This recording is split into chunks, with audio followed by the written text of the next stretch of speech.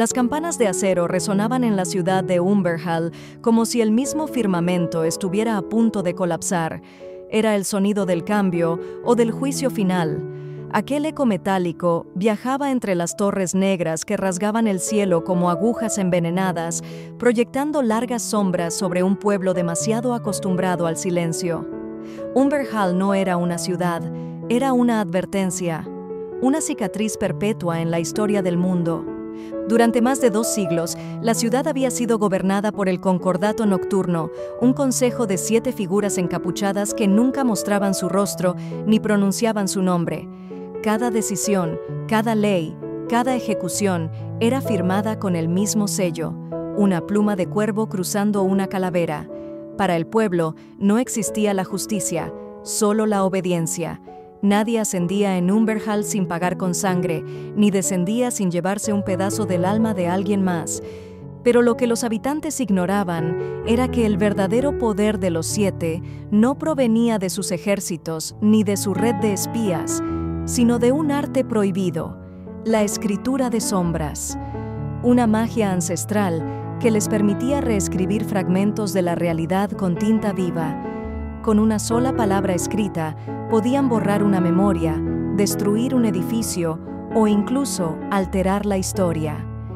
Eris Belk había nacido bajo la luna sin rostro, en uno de los barrios sumergidos de Umberhall, donde la humedad lo corrompía todo, incluso el corazón.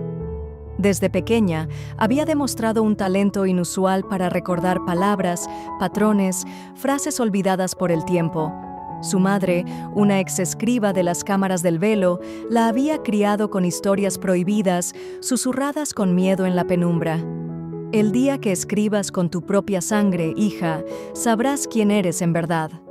La muerte de su madre, oficialmente una caída accidental desde los acantilados de Brathe, marcó el inicio del fin.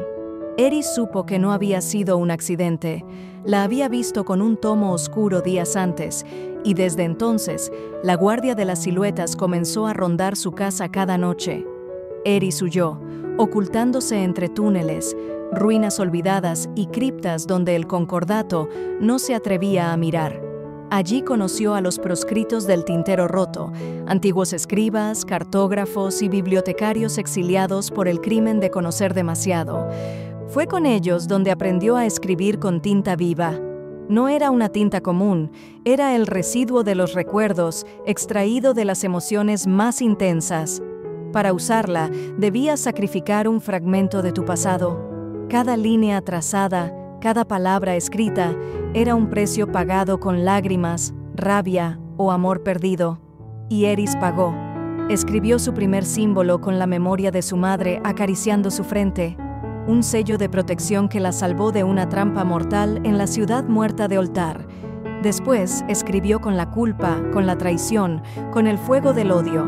Durante años, el Concordato creyó que los fragmentos de rebelión eran solo rumores, pero las palabras de Eris se habían convertido en fuego, poemas tallados en los muros que hacían a los soldados caer dormidos para siempre, frases colocadas en panfletos que provocaban pesadillas colectivas en los altos cargos del régimen. Una revolución no de acero, sino de tinta. La culminación de su plan fue el asalto del Archivo Ceniza, el corazón del poder del Concordato. Allí se encontraba el manuscrito de la realidad, una obra inconclusa que los 7 usaban para mantener el equilibrio del mundo. Si Eris lograba reescribir incluso una sola página, podría cambiar el curso de todo el imperio. Con una pequeña unidad de proscritos, se infiltró en el archivo durante el eclipse total de la llama negra, un evento que ocurría solo cada 117 años. Las defensas mágicas estaban más débiles y las sombras más densas. Cada paso en el archivo era una batalla contra guardianes de tinta sólida, ecos vivientes de autores que habían desaparecido siglos atrás. Finalmente, Eris llegó al corazón del archivo, una sala donde no existía el sonido.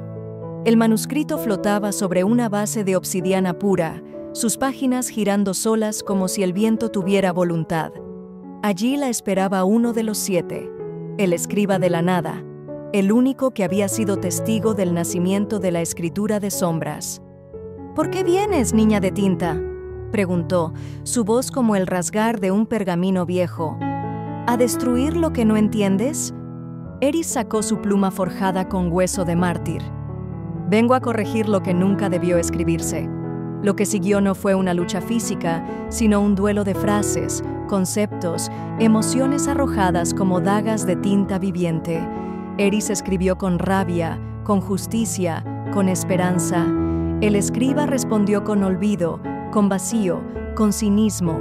Cada frase escrita reformaba la sala, convirtiéndola en un desierto, en una ciudad ahogada, en un abismo sin estrellas. Y cuando todo parecía perdido, Eris usó su último recuerdo, el instante en que su madre murió. El terror, el amor, el dolor, todo condensado en una palabra: redención. La palabra flotó en el aire, incandescente, y al tocar el manuscrito, éste se quebró. Las palabras del concordato comenzaron a desvanecerse del mundo, sus leyes se olvidaron, sus rostros fueron borrados de la historia. Eris cayó de rodillas, exhausta, pero lo había logrado. El mundo no sería escrito por los poderosos nunca más, sino por aquellos que se atrevieran a recordar. Desde entonces, en las ciudades reconstruidas, se erige una estatua, una mujer con una pluma de hueso y una página en blanco. A sus pies, grabada en piedra, una frase: el que escribe con su alma nunca será olvidado. Así nació el nuevo estandarte del mundo, no de reyes ni de ejércitos, sino de historias, y cada historia, a partir de entonces, tenía una única consigna: nunca dejes que otro escriba tu destino. Fin.